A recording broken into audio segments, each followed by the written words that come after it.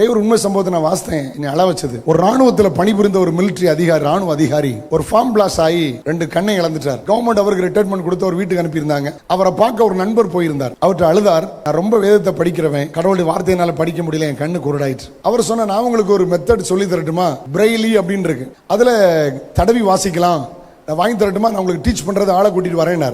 Braille பைபிளும் teach பண்ண ஒரு ஆளை கூட்டிட்டு வந்த போது ஒரு சோகம் காத்திருந்தது. அவர் அதை அப்படி வச்சு கையை வச்சு தடவன போது இந்த கையினுடைய நுனி பகுதி எல்லாம் தன்னுடைய உணர்ச்சிகளை இழந்திருந்தது. அவர் ரொம்ப அழுதுட்டார். எனக்கு கண்ணும் தெரியல, என் கையிலேயும் உணர்வு இல்லையே அப்படின்னு எடுத்துட்டு அறியாம அந்த பிரெய்லி பைபிளை எடுத்து முத்தமிட்டார் பாருங்க. நாக்கு அதில் பட்டுச்சு.